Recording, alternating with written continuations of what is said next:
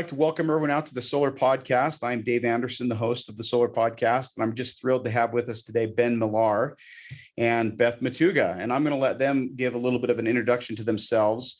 I will maybe just tee up that we're going to be talking a lot about the Florida solar market, but I think it actually has a lot to do with, and we can extend some of the things that are happening in Florida across the country, because for whatever reason, solar becomes a politicized thing in different areas, and it really affects homeowners, affects small businesses, it affects each of us as individuals, because all of us are users of energy. And I think talking about this is going to be something that's really fascinating and really interesting for both homeowners, as well as really fascinating for people that are in the solar industry or people that are just following the solar industry from the peripheries, whether you feel like solar is a great technology, a terrible technology, energy is something that affects us all.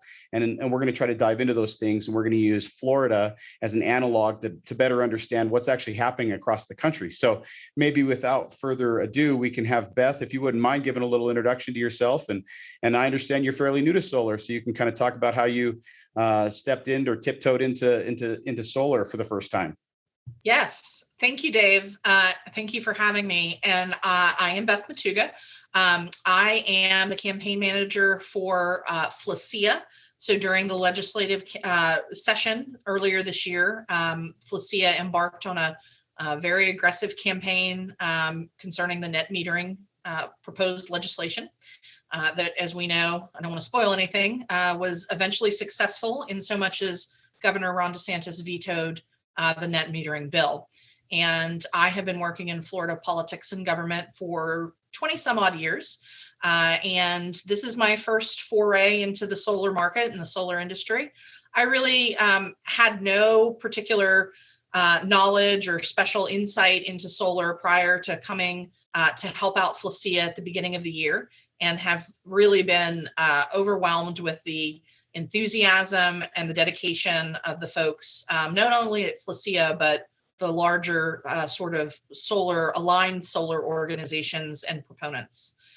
So I appreciate you having me on. And yeah, I think that there's some really interesting takeaways from what's gone on in Florida over the last several months. And hopefully we can get similar good results all over the country.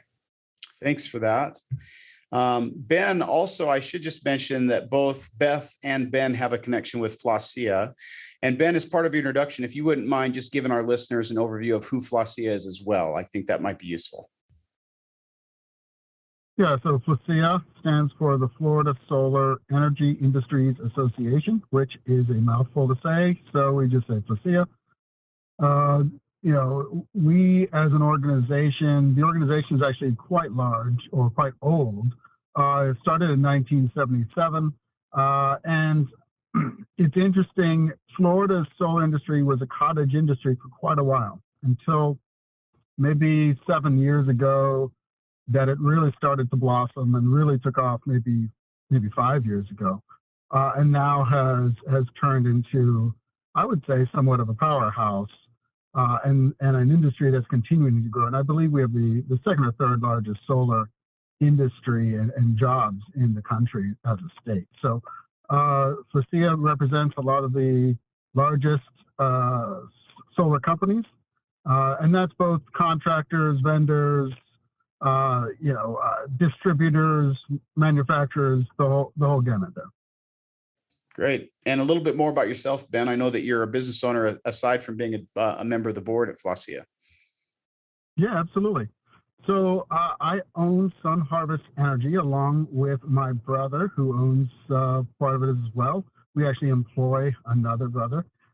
We started our company back in September, but I've been in the industry for, about 10 years now. And even before that, I was in energy efficiency, and also in home building. So I've been in the building construction, energy efficiency, and green building, sustainable building industry for a good 20 years now, once you include solar.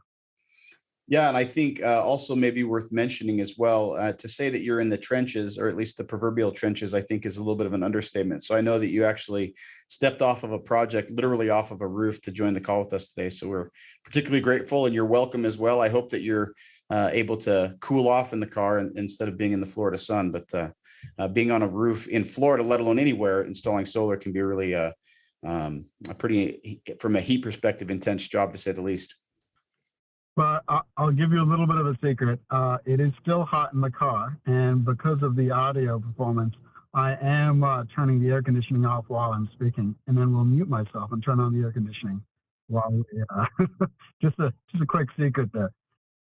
Because I know what the temperature is in Florida, if I hear a little bit of a fan noise, I think both I as well as the listeners can be a little bit a little forgiving of that. So, but thanks for accommodating the audio there as well. Well, perfect. So I think, Ben, you're going to have some really fantastic perspective for all of the listeners, what it really means to be a business owner in a highly politicized environment where really and legitimately, I don't think I'm being or speaking with hyperbole when I say that many people's jobs were really on the line in Florida as it relates to this bill that was proposed. So Beth, if you wouldn't mind, I'd love if you could give us an overview of what that proposed bill was and what precisely FLASEIA was trying to do as it relates to the bill. And I guess it really goes into and speaks really to the heart of what you were ultimately contracted to do for FLASEIA. Sure. So, and Ben, I just want to thank you for being on, because Ben, we're going to rely on you for the more nuanced data and policy issues with regard to solar. So I was hired to help out organizing essentially a legislative campaign or effort surrounding two bills that were filed, one in the State House and one in the State Senate, concerning net metering. Which is the process by which the power that is generated from a residential solar installation is sent back into the grid. And the scenario was such that the large for-profit investor-owned utilities, or IOUs, as we call them in Florida, were proponents of these two bills and worked very closely with the sponsors of the bills in order to kind of craft language that was pretty helpful to them. And the net metering changes that would have resulted would have been devastating to the solar installer and broader solar community in Florida. And so we'll let Ben talk a little bit about the exact nuances of the content of the bill. But that was the scenario. It was a very dire situation for the solar industry in Florida. And the effort to combat these two bills actually began in the fall of 2021. And the efforts were multi-pronged. It's important also to mention, as Ben said, that FLASEIA has been around since the 70s, but has never had to activate itself or its members or its allied partners in the way that it was compelled to this past several months.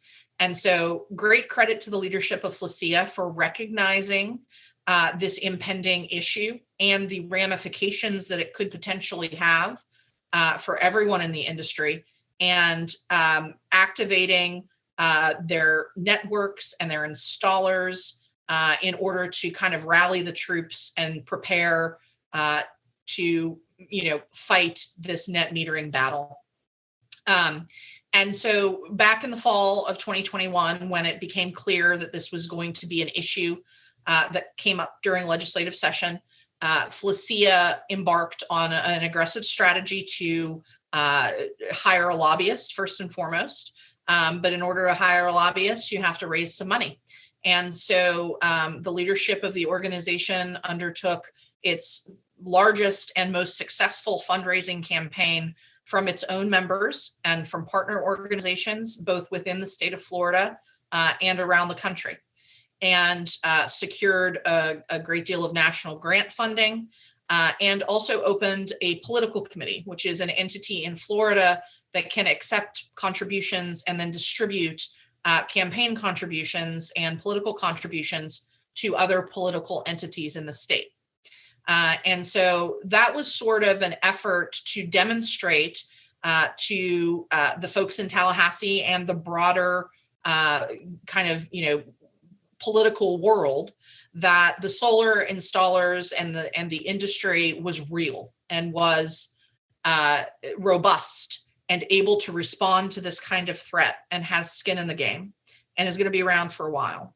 And so established that political committee, raised a significant amount of money into it, and then spent several months meeting with key legislators, supporting certain campaigns and certain political entities in order to build relationships with those folks, knowing that eventually we would have to work with them very closely in order to fight the net metering battle and defeat these bills. And so that effort not only included the hiring of a lobbyist, but the hiring of me. And it grew into a partnership with more than 15 state and national organizations of all stripes and flavors. It grew into television, radio, mass communications, digital advertising, word of mouth, letter writing campaigns, op-eds, contacting each and every legislator, and finally culminating in the legislative session when the bills were heard. No, I think you did a fantastic job of just sort of like setting the arena or setting up the an understanding for the listeners about how politicized these types of things really become.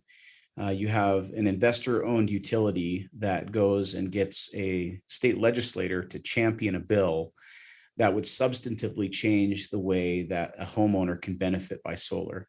And a homeowner, there's really only a few things that generally matter to the homeowner when considering renew or solar as an energy source for their home. And it's the cost of putting solar on your home, and then the economic benefit that you can receive for the surplus amount of power that your home, or excuse me, that the solar panels produce that's not used by the home. You have to be able to do something with that electricity, whether it's stored in the home and then used later, or whether it's stored on the grid and used by your neighbors. So it might be useful to kind of back up just a little bit and understand the existing net energy metering program that exists. So Ben, I don't know if you wanted to try to explain for us what the economic benefit is presently for a homeowner in Florida. What sort of net energy metering exists today? And then we can sort of transition into talking about what this bill would have, or how the bill would have changed the existing net energy metering program. Yeah, absolutely. I like to not say that net metering is a benefit. In a way, it's just fair trade of energy, a fair trade of credits, right? The benefit comes from the sun. The tool that enables you to kind of get the full reward for harvesting the sun, as obviously my company likes to say, is net metering. And so it's really just an even exchange of, hey, here's a kilowatt hour of energy. Later on, when I need a kilowatt hour energy, you take it from my tab, which I've got credits on, right? And so this net metering bill would have been pretty devastating because homeowners' investments would have been undervalued, right? The energy that they would have provided to the grid would have been undervalued. They had been shortchanged for any of the energy that they sent to the grid, which, by the way, the utilities would have taken that energy, sent it all of 20 feet to their neighbors, and would have stayed pretty local, and sold that energy at full price, right? And so, net metering essentially gives you full credit for any energy you send onto the grid. It's just an even exchange, one credit for one credit. Nobody benefits greatly from that. Nobody's hurt greatly from that. It's just an even exchange. And when you get rid of that, what happens is you actually end up subsidizing the utility by huge amounts. And it makes your investment as a homeowner in solar, it makes it a poor investment once you get rid of net metering. And that was the initial bill that was proposed, as basically getting completely rid of net metering and devaluing a homeowner's investment, and therefore homeowners would be less likely to decide to move forward with solar. And I think, just to try to be as fair as we can, understanding that obviously this is the solar podcast. We're huge proponents of and advocates for solar across the country, renewable energy generally. but certainly specifically solar. But just to try to be objective for our listeners as well, those that are opponents of net energy metering would say that solar customers are benefiting from the grid without subsidizing or without paying their fair share of being connected to the grid. In other words, they get to benefit from the grid without having to incur any of the cost. And by so doing, the other, whatever, if it's 95% of homeowners, depending on the market penetration in any given area, essentially the 95% that don't have solar end up subsidizing the cost of the infrastructure of the grid for the benefit of everyone, but solar customers aren't paying their fair share. That would be the argument that opponents of net energy metering would make. And the truth of it is that at some point, every market needs to move from early adopters into a system where all homeowners can go solar and we can still maintain a grid. And you see markets like Hawaii where solar saturation is such that batteries really are required for the grid network to work there. And we're seeing that in pockets in California where it's becoming increasingly important to consider now that we're getting solar penetration with homeowners to, or not, certainly not saturation, but we're getting higher levels of penetration in certain markets. We're having to consider new and different net energy metering policies. What's interesting about Florida is it's in the solar industry, you're right, it's been around since the 70s, but as an emerging market and as a mass scale conversion over to solar, it's pretty new. And so there's not very many solar customers yet. And the chain and the current net energy metering really does encourage the adoption of solar. And it does encourage businesses like yours, Ben, to entrench and to set roots to be able to establish themselves and to be able to work with homeowners across Florida. And this bill would have taken away essentially the entire economic benefit of being able to sell your unused electricity to the grid, if I'm understanding it correctly. Is that right? No, you do not sell your energy to the grid. You simply, when you provide energy to the grid, you actually get a credit for that, but there's no selling to the grid. You're just getting a one-for-one credit exchange for the energy you produce. But I do want to talk a little bit to what you were saying before. So it's really important nuance. There's a couple of things that were said. Hey, if you are a solar homeowner, maybe you're not paying your fair share to the grid. Well, one, solar homeowners in Florida and across the country often still pay a decent amount of money for their utility bills. They're paying connection fees, as well as not everybody gets 100% of their energy from the sun and from their solar system, so that they actually are on average paying into the grid. Not to mention that solar homeowners actually cost less to actually service. Another interesting kind of point there is to say, hey, well, they're not paying for the grid. Well, if you think about what Beth said, these are for-profit companies. If you decide to have your own garden, you're not paying for your grocery store. It doesn't mean that you are somehow being subsidized in some way. So that argument, I think, is not quite right until you reach at least a really high saturation. And in Florida, we were less than a 1% saturation. The studies done by NREL show that there is a basically non-existent exchange of benefit/credit/subsidy until you reach 10%. And then once you reach 10% saturation, this is the amount of generation, you're actually still pretty negligible in those numbers. And so we weren't talking about, hey, these are negligible changes that they were enacting. They were actually getting rid of net metering right away. And that's important. And then the last point I'll point out, obviously saturation in other markets is way higher, particularly like in Hawaii. But also Hawaii's energy costs are pretty high, pretty amazingly high. So there's very much different market there. But yeah, those are kind of my points there. And those are important that we kind of got to legislators and the people in Florida, is that one, we're not anywhere near that saturation. And two, no one is owed money to pay for their own assets that they profit from. These are not the grid that the people own. This is the grid that for-profit companies own. Yeah. And thanks for the clarification. I think it's a common misconception, but commonly described as buying and selling your energy with the grid. And that's not quite what it is. The net energy metering agreements typically are allowing you to receive a credit off of your energy bill up to the value that they would charge you for electricity. And different states have different net energy metering exchanges. For example, in the state of Utah, where we're filming this podcast from, it's a fixed rate. So you have what they call a feed-in tariff. So rather than having a one-for-one exchange for net energy metering, where you get a credit that equals the value of the electricity that you would have purchased at the same time, you get a different rate for the energy that's placed back on the grid compared to the energy that you would pull off the grid and consume. So there's different net energy metering programs. They tend to be fairly similar, where you're getting a similar, something close to a one-for-one exchange in the more favorable utilities. There are, of course, utilities that don't offer any net energy metering.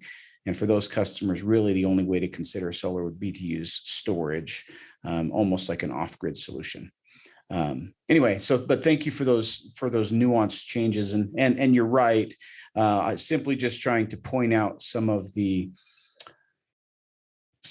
counter arguments to try to make it fair. Why, I think it would be when we talk about solar, we get in a room and we talk about solar as solar advocates and solar proponents.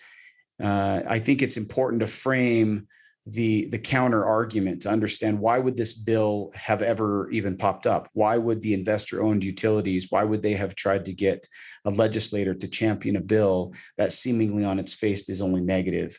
And the answer is, again, it usually comes back to some version of that argument about trying to get everyone to pay their fair share. There's the debate and the nuance of the conversation is in the details there, but that's usually how the argument gets framed from both opponents and proponents of it. So Beth, I might want to come back to you if I could, and just talk about, so you're a political operative. So you and you had admitted to me before we'd started the podcast that you're actually fairly new to solar, and you are a solar rookie, so to speak, really only looking into it since the beginning of 2022. Maybe you can kind of just help us understand, how is it that FLASEIA needed, first of all, to have a political operative? Why is it that we're in an industry, first of all, if I can get your opinion on this, why are we in an industry that's so politicized? Why is it that that our long-term viability as an industry requires us to work with the officials at the very top of government? That's both at the federal level as well as at the state level, and maybe just go into a little bit about exactly why FLASEIA felt it was so necessary to find a contractor like you to come in and help with the fight. Sure, that's a great series of questions. So I'll start with the first one. The reason that FLASEIA needed someone like me is because Florida government is incredibly complex. Florida is a very, very big state, a very big solar market. And commensurately, our government is large and very confusing for folks who don't understand it. And so knowing how committee meetings are run, knowing what legislators like to hear about, knowing the best methods to communicate with legislators and their offices, and then doing the coordination work on the back end to make sure that the individual members of FLASEIA who are, for example, traveling to Tallahassee to testify at a committee meeting know where the committee meeting is, how are they getting there, are they prepared to speak correctly and clearly and coherently in front of legislators for committee meetings, to testify in committee meetings. And it sounds, I guess, now that I'm explaining it, a little simple, but these are pretty complicated matters. And knowing how staff members and government and those people who populate them want to consume information and want to be contacted and what the best ways to do that is in order to persuade them or educate them on our issues, is why they needed a person like me. And so I spent a great deal of my time organizing members to travel to Tallahassee, to speak directly with legislators, to speak directly with their staff members, and in some cases to disabuse them of some of these notions that Ben mentioned, right? Because this is such a complex issue and because it's a kind of niche issue, a lot of the staff members and a lot of the legislators, these folks can't know everything and they can't know every detail about every industry in the state. And so we did a lot of education. And that requires having folks like Ben who are on rooftops all day and know exactly how this works, traveling to Tallahassee to explain it and to be good messengers and good representatives of the solar industry in a way that is effective for our effort. And so traveling to Tallahassee, putting on a suit and tie, making sure that your talking points are organized, providing the correct paperwork in order to be heard before a committee. All of those things take back end work. And that's essentially what I spent a lot of time doing. So that's the reason that you would need someone like me. I also have a variety of relationships with vendors for radio, television, digital ads.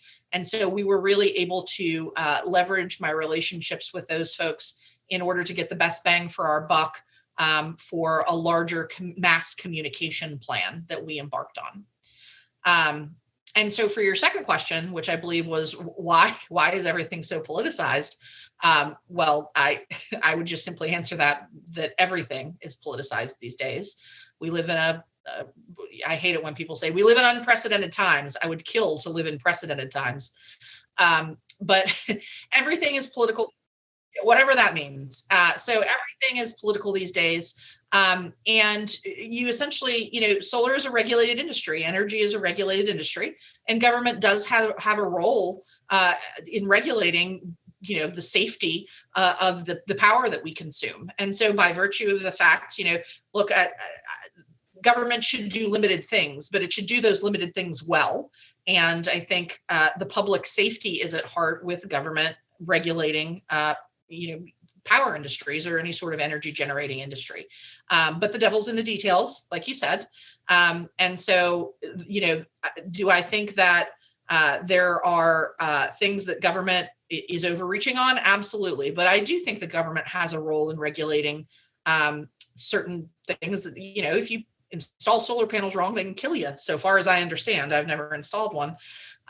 But so there is a protective role of the government here, and there is a fundamental fairness issue here. And so that's why it is an issue that comes before the state legislature. Yeah.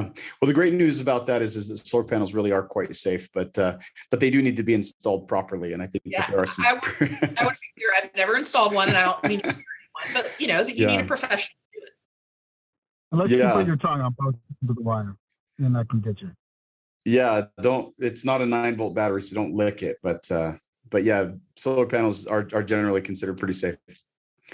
Yeah, Ben, I think it might be useful to kind of talk about, and I think you have a really interesting perspective, both as a member of FLASEIA on the board, as well as a business owner, as well as a resident of Florida. But why is it important that this specific bill was vetoed as it relates to solar in Florida? Well, the reason that it's important to my business and important to many of the businesses that make up FLASEIA is that this would have devastated the market. You would have essentially turned this great homeowner investment into not so great of an investment. And therefore, the demand for the product that we sell would have drastically reduced, which is essentially what the utilities wanted to do. And so we're talking about thousands of jobs lost. I opened my business in September. And so we had goals, we had plans, we had written things that we wanted to do. And even just the fact that the bill was filed had us put many of the things that we were going to invest in on hold. And a lot of companies were facing that same issue. Even when we moved further into a bill that had been modified, the people were starting to think, well, do I just get out of the industry right now? The bill was made to kill the industry. It wasn't made to create some level of fairness or anything to that degree. It was meant to make sure that the utilities maintained complete control and that there wasn't really much of a solar industry that was outside of the utility to be alive. And so it would have devastated the industry as a whole. And I want to go a little bit further of, hey, why is it then? Why do we hire people like Beth? Why do we go and find ourselves in the legislative realm? And part of it is, I used to work at Solar City in 2012 or 13, in the early 2013 to 17. And we always said, hey, you're going out there and you're competing against the utility when you're meeting one-on-one with a homeowner. And in a way, you kind of are. You're saying, hey, there is a cheaper, more affordable way. But the utilities, they're not competing with us, with third-party solar companies in that way. They're not competing with us at the kitchen table. They're competing with us at the legislative realm, at the regulatory realm. That's where they're competing, and that's where they're trying to write the rules of the game that we're playing. That's where they're trying to write the rules of the market, and they're absolutely trying to tilt them in their own favor. And they do that by continually being a presence and continually telling what we would call kind of false premise narratives in order to tilt the scales in their favor. And so that's why, as an industry, it is imperative that we understand that grown-up big industries must actually have a kind of legislative realm, and whether that's just being part of your industry association or having your own lobbyists, you've got to actually take part in that realm, because that is where the utilities are fighting it. Yeah. We had another guest on the podcast recently named Karen Baran. Karen Baran is an investor in a handful of different solar companies, as well as was an owner of a distributor that recently sold to CED, certainly an expert in the industry. And one of the main topics of conversation for us was we were in some ways jealous of Australia as a market that has received 30% market penetration for homeowner for residential solar, and talked about how it's a frictionless place to do business. Essentially the government legislates all of the utility across the country, as well as has set up really favorable, really frictionless, easy rules for contractors to be able to install solar throughout the country. And then we started talking about, there is an advantage to that because it's a pretty pro-solar economy and pretty pro-solar country, and it's favorable circumstances to work with.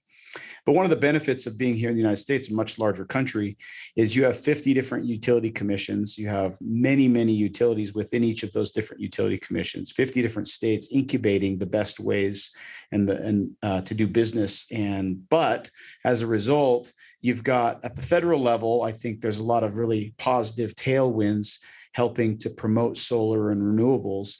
And then at the local level, sometimes we find a lot of really difficult friction points, whether it's with the local inspectors or the restrictions on contractors on how to install solar and how we install solar, how we submit for permits. The sort of plan requirements can vary pretty significantly one city, one market to the next, and then different utility commissions putting their own rules in place. And so that's why when I talked about Florida being an analog, essentially what Florida is going through right now, other states have gone through in either a similar way or in less similar ways, but going through different struggles on their own. And it kind of becomes, for example, I'll just mention California, which has been one of the great solar states in the United States and is facing NEM 3.0, net energy metering 3.0. And it's one of the largest solar renewable economies in the country. And that economy is being really threatened as well. And it took a governor, not a veto, but a governor being extremely vocal to get NEM 3.0 substantively changed. And here's the bad news about for the California market is while NEM 3.0 never was fully put into place as proposed, there was never any resolution about what NEM 3.0 actually is going to be. So it's this sort of like kick the can down the road, uncertainty, businesses really not knowing what to do still. And I think in Florida, you're dealing a little bit with that as well. Is that right?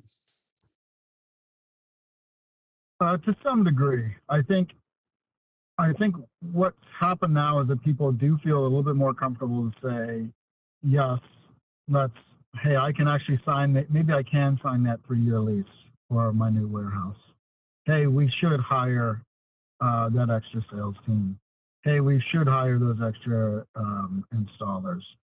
But there is this kind of looming threat in some ways that the utilities, this is not a one-stop, one at-bat try for the utilities. They've actually tried to get rid of net metering multiple times now. One, they did it with a constitutional amendment, which was also called, it got an award for being the most deceptive language of any constitutional amendment that was put forward.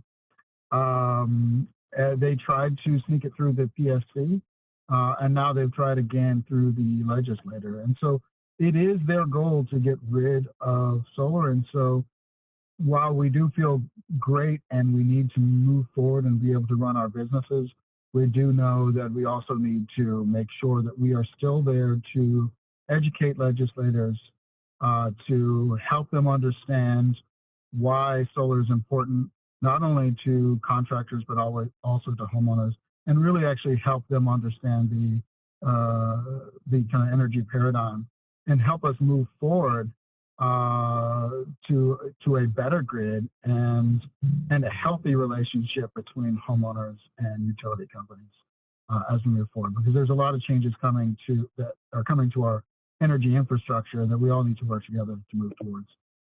Yeah.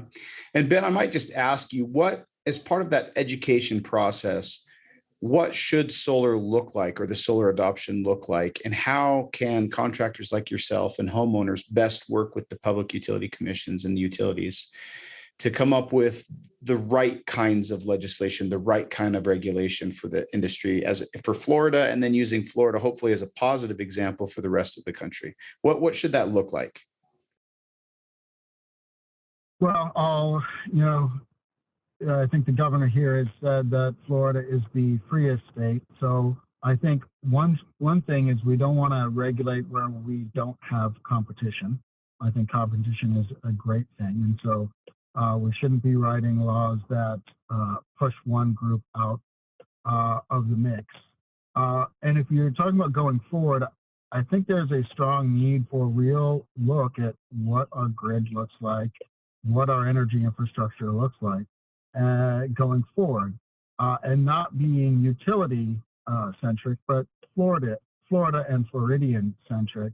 And that should take information from multiple stakeholders. FLASEIA being one of them as the industry association. Obviously, the utilities should be involved, but we should have a real plan of what we want to do and what our infrastructure looks like on a go forward. We need to know who we're going to be when we grow up. But we need to actually have a plan. We've got 1,000 people a day moving to Florida. That's the most recent number. We've got EVs are coming. They're here, and that the infrastructure that's going to be needed to take on EVs is immense. And so, we've got a lot of challenges, and I think we can work together. I think we can educate everybody without kind of pushing out one form of energy, and making sure you're keep a monopoly. So I think we need to be open to all of the things going forward, and particularly in these kind of inflationary times. Yeah. Beth, I might come back to you for a second as it relates to the work that you did specifically for FLASEIA and actually for Florida. I like the way you said that, Ben. It's really the work that you did, I think, is for the benefit of Florida, not just for FLASEIA, the organization, and for contractors and for homeowners alike. But was the veto from the perspective of a political operative, was that a win, or would it have been better to have gone to vote and ultimately been shot down? Is this considered a win? What do you think the best possible outcome was? Did we get that? And going forward, what sorts of things do you think are going to be required and necessary to ensure that we can kind of keep on the track of keeping Florida free? Sure. So it's a very good series of questions. I think the most overarching feeling about the veto is that it was a very big surprise. While Florida's governor does have veto power, it's not something that is exercised with great regularity. And, I think that the prevailing notion, the common notion, was that the governor would sign this bill.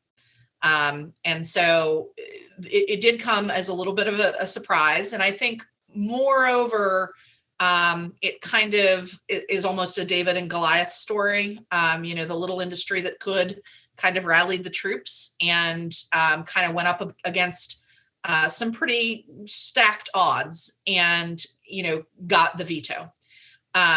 As for whether it would have been better if the bill had, died in committee or not passed on the floor, I'm not exactly sure what the ramifications would have been there. Obviously, things would have had to change pretty significantly, politically speaking, for either of those things to happen. And so I will say that the ramifications of the veto indicate to us that, this issue is probably not dead and will probably return, if not next year, very shortly thereafter. Perhaps it'll return in the same form or fashion. Perhaps there will be, a PSC battle, which is our Public Service Commission here in Florida. And so those are all options on the table.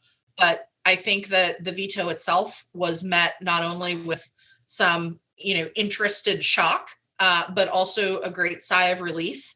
And then very shortly after that sigh of relief, the sort of dawning realization that, okay, now we may have to do this again now pretty quickly, perhaps in months. Yeah.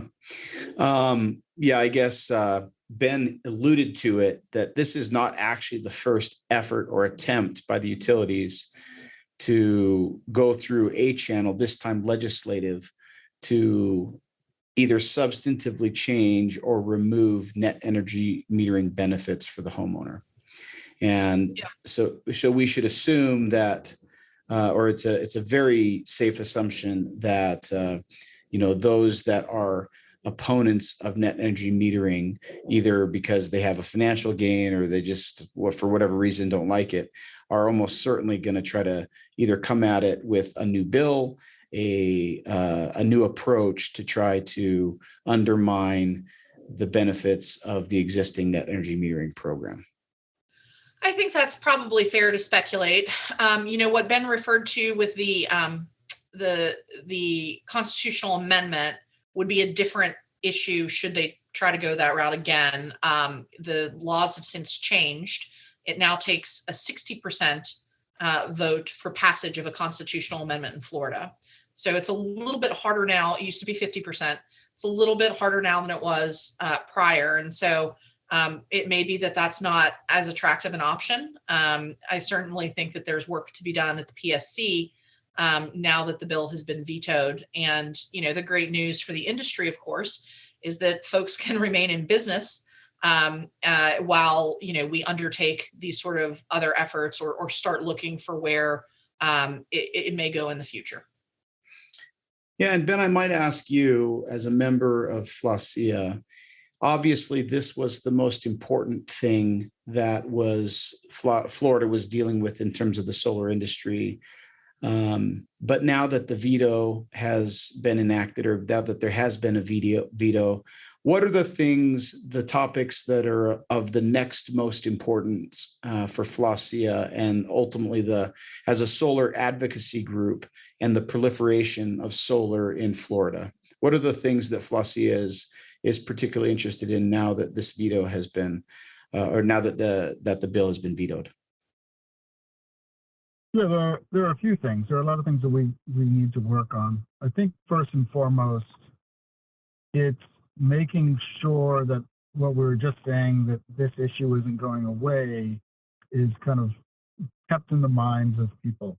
I think to some degree we were caught sleeping at the wheel a little bit. No pun intended, since I'm behind the wheel here.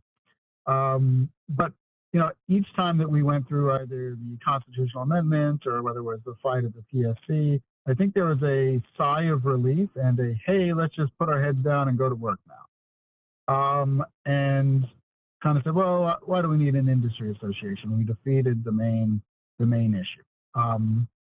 I think people have come to the understanding that, hey, this has to be part of our business now.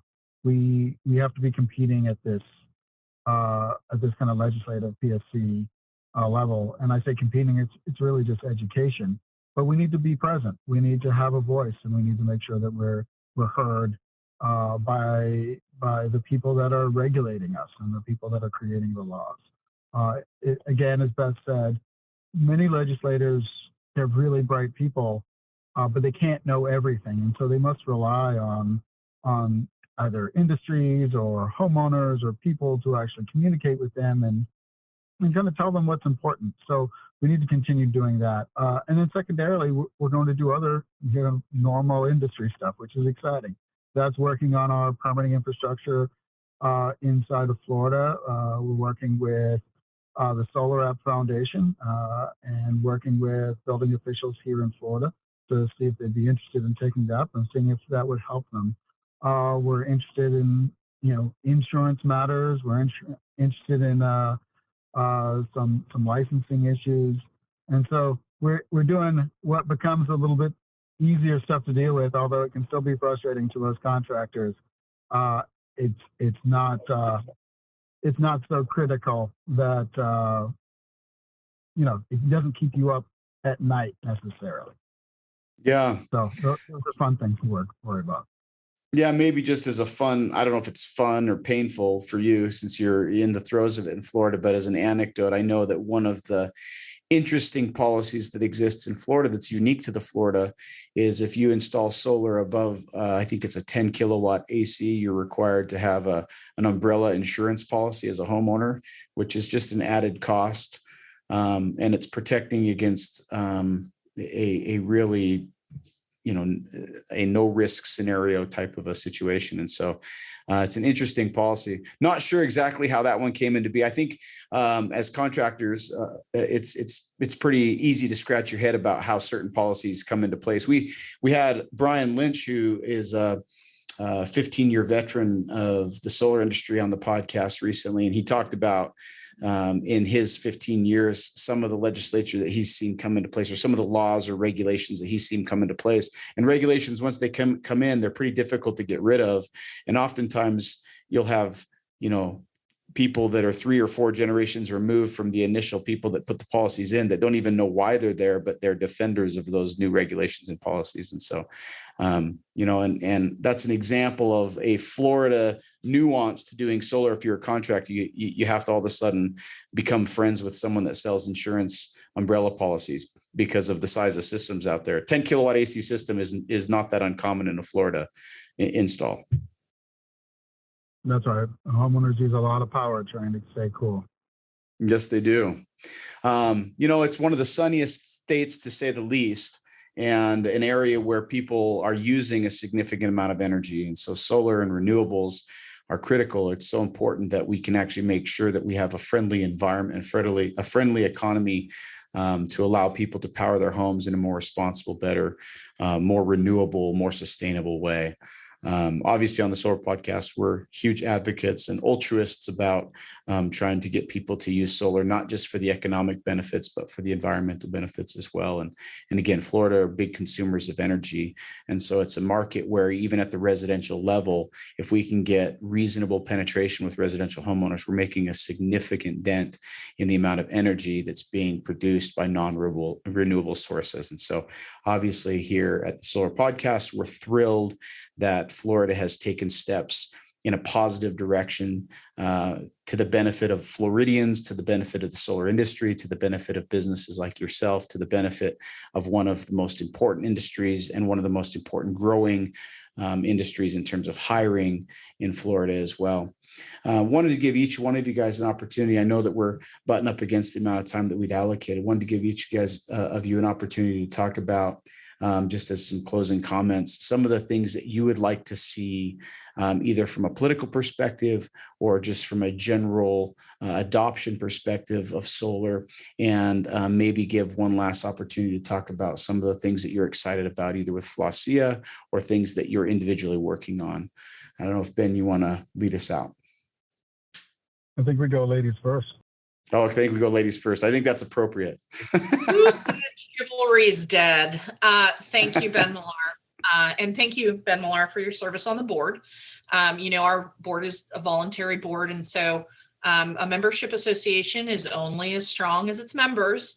And FLASEIA is fortunate to have some very thoughtful and hardworking, uncompensated leadership. And so I think the future is certainly bright there. I will point out that we are having a solar conference. The FLASEIA Solar Summit is coming up in June. And so if you happen to be in the Tampa Bay region and you want to get some of this wonderful Florida sunshine, please join us.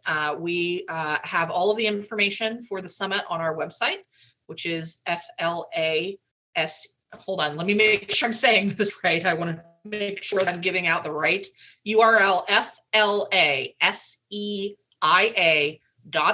So that's FLASEIA.org. And there's a big old button right on the front of the website for you to click to get more information about that. So now that I sound like an infomercial, I will just close by saying the solar industry in Florida is robust and ready.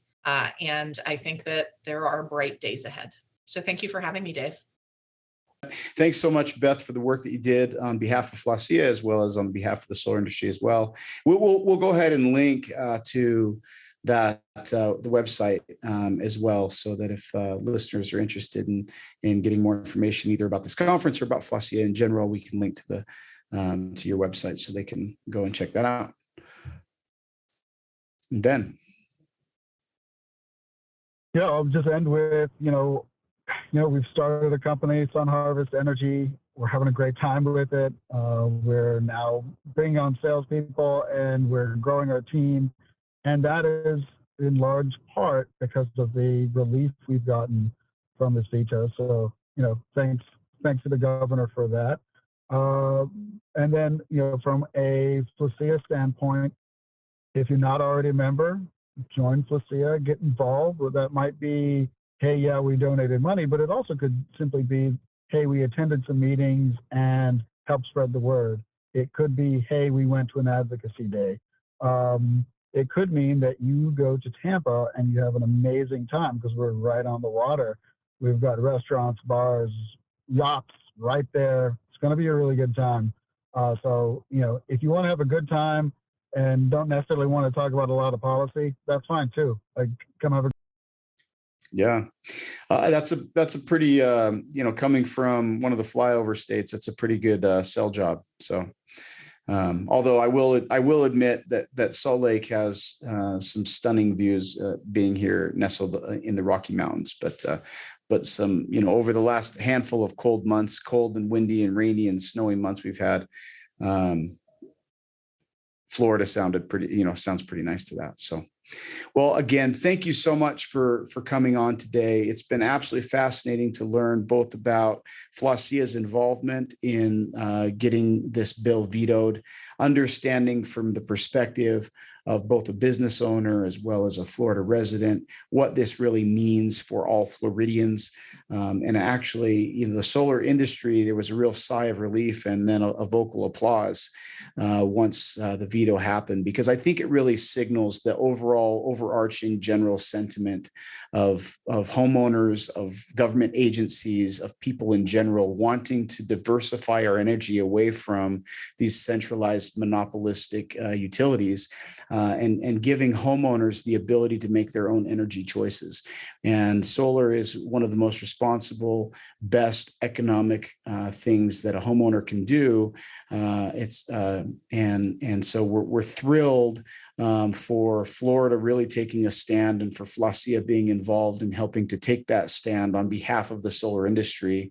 And we would encourage, and we're excited for other governmental agencies and for other public utility commissions to take note of the way that things have gone in Florida. And we hope that for Florida's benefit as well, that when other investor-owned utilities try to wage war against net energy metering policies, that they can take notice of some of the other great examples from other states that have said that this is an important thing for homeowners across the country.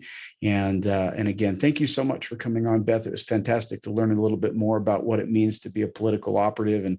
And Ben, we're really thrilled to understand really from, as we said at the beginning of the podcast, from someone that's really spending time in the trenches, both on the political side, but also just working in the solar industry from Florida. So again, thank you so much for coming on. It's been really fantastic and educational. So I appreciate it.